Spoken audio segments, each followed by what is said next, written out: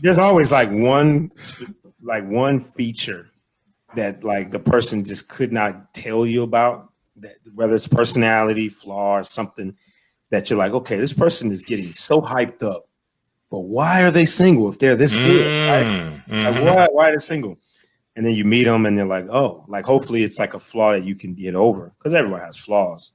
Sometimes you're like, ooh, I can't get over that one, Yeah, I'm always.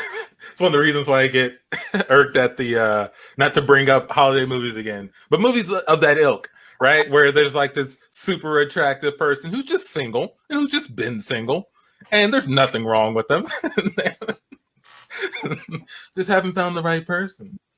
I'm focusing on my career.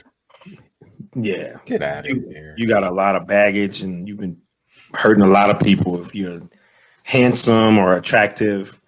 And nobody is trying to like date you, right? Yeah, like even if they are single, there are people around them trying to get with them that you have to compete with. You have to compete. Is there like, I like somebody from your past calls you while you're on your date in the movies or something? Somebody you haven't seen in a few weeks maybe. Oh, hey, how's it going? That never happens in the movie. It's smooth sailing. Smooth sailing. You see that person go, oh, don't look over there. I don't want them to know I'm seeing him. I'm not ready to talk to him, or I don't want to talk to him. You don't just go, oh, you just got out of a relationship 10 years ago too?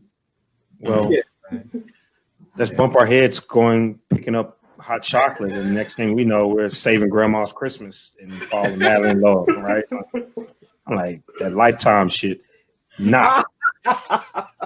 It's not how relationships work. I know me and Karina don't have a usual relationship, like as far as how we started, but we knew we liked each other, but we weren't ready to be in a relationship. That makes sense. And maybe that's a symptom of having options, even though you don't really feel like you got options, but in the back of your mind, you're like, do I really want to get in this if I can still like, you're like 1 foot in, but you're like arms and legs and everything's still back in the streets. That's how our relationship got together, which is very different, because in order for us to like stay and have the marriage and relationship we had now, it took a lot of shedding of skin and bad habits and a lot of growth, a lot of like breaking through baggage that most people aren't willing to do. They just like, they'll see an Instagram relationship or a person who's on social media who's wonderful, they have these things going for them in their relationship, and they assume when I get in a relationship, we're always going to be happy. The first time we're not happy, I can't be in this relationship, right? Or the first time you don't agree with me, something is wrong, and I don't think it's meant to be. And we don't go by that, like in our relationship. I don't use the word "it wasn't meant to be" unless I'm about to die, right? It wasn't meant to be, man. I mean, I tried everything, and I'm dead. If you can still have a choice in how you want to control your life, I have a hard time putting the label like the incel, right? It's like, to me, it's kind of like when people are like, oh, the world is going to end over the election. No, it's not. Like, there's so many people that can still make an impact and change in their life that if you give up everything to somebody else, you should be terrified, because whatever they do is going to be what happens to you. But if you can get up out of bed and say, my goal is to try to have a relationship, meaningful relationship, you can like work through the process to increase more flow of people that you think you'll be interested. You can learn new skills. You can do new things. You can go outside of your neighborhood and try new things. But sitting and staring and wishing on a star is hopeless. And when I see that celibate thing, it's not acceptable, even though a lot of them start at that teenage 17, range. I think the range says 17 to 35. 17-year-old still is a child who has no idea how the world works. So it's plausible to think about a 17 to 21-year-old. Once you're like in the world, I mean, and there's Google and YouTube, and you can figure out how to do things. I think it's like I don't think it's acceptable to be hopeless when you can have a choice in how you want to live your life. You know, at least in this nation, for most people. Maybe that's just another way to advertise that they're single. Maybe if they're like, I'm an incel, then there's a woman like, oh, I'm gonna change that. I mean, you know. I was actually gonna ask that. Like, do some people see that as like, okay, I got a project, I can work on this? Like, is that how people react? We cut to a meeting with the ladies. Ladies, I know you guys are going to be busy this holiday season. I mean, not going to be busy. And you know cuffing season is right here. Oh, don't remind me. I am going to remind you because, honey, I got the solution. What? I went out and I found the biggest block of man I could find. And I want you ladies to have turns molding that block of man into the man that's going to be for any woman to have, depending on who you want. Like, are you talking about one man in block form? He's up for grabs, ladies. He's all yours. Whoever has the best tools that can sculpt this man gets to keep him for cuffing season, ladies. All right. So I want y'all to get ready because I'm about to bring this block hunk of man in here. All right. Okay. All right. You know, I love a project. I just finished my puzzle. I like a little competition. Kind of like Survivor. All right, Craig, you can come in now. Hi, ladies. Wow, what a block. A straight up block. I was getting my molding tools all ready together right here. Now, I know what you ladies are thinking. Mm-hmm. It's going to take a lot of elbow grease to get this block of man moving in the right direction. But just ask this block of man some questions and see how much actual work that it will require to turn this block of man into the man of your dreams. Oh, of course. Oh, of course. First and foremost, Craig, can you drive? Can I drive? Right now, no. I don't have any arms. I'm just a block. So, you know, hopefully one day, but you know, it's just really hard right now. Okay, so if you could drive us around, that'd be great. That is fair. It can be difficult to drive without arms. All right, your go. Well, first off, Craig, it would help if you would look me in the eye when you speak. Looking down it's not a good look for you. But my question is, are you employed? Are you gainfully employed? Do I have a job?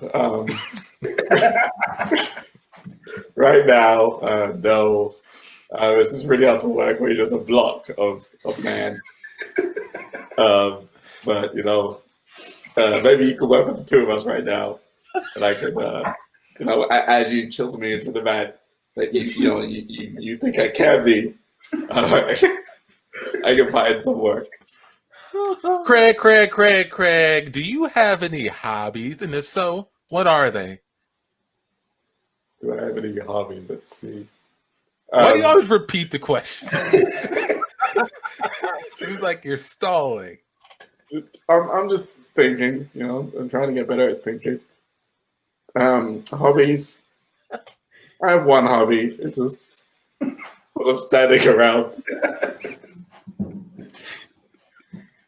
So I met Craig at the furniture store today.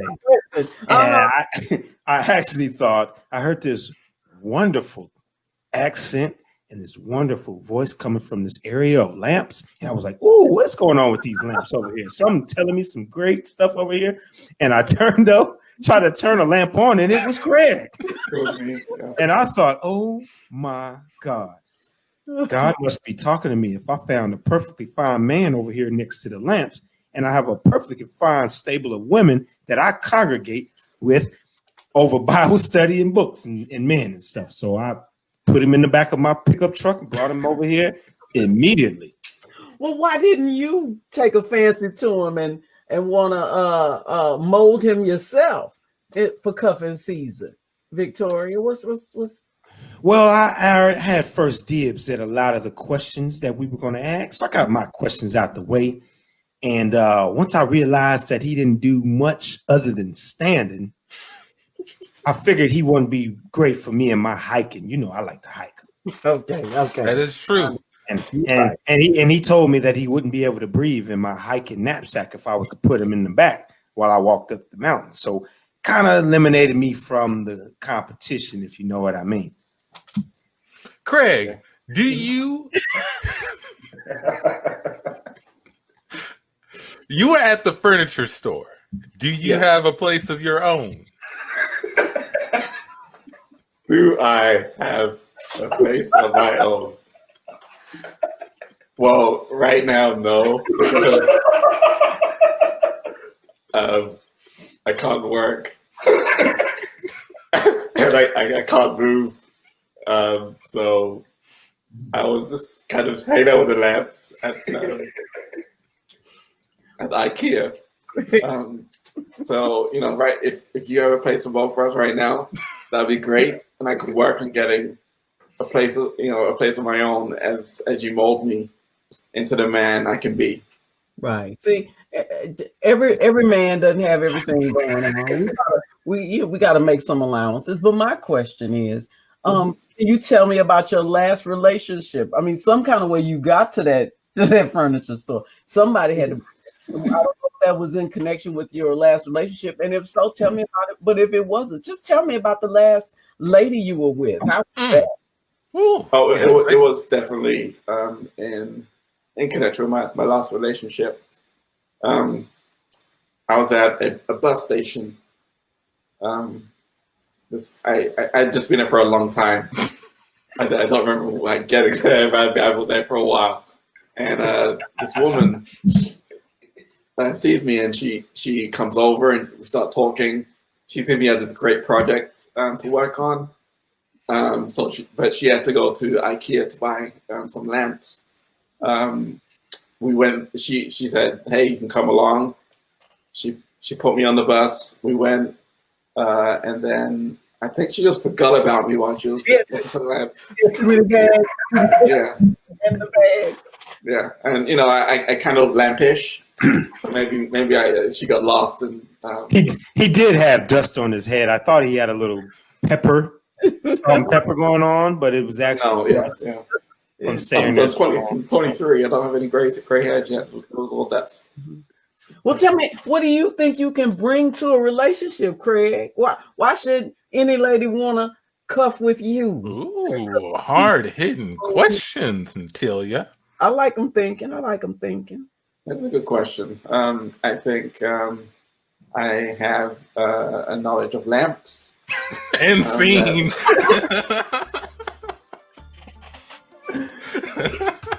It reminded me of what was that show called? The Oblongs? The Oblongs. That's what it reminded me of. Every man. That's what I'm telling you.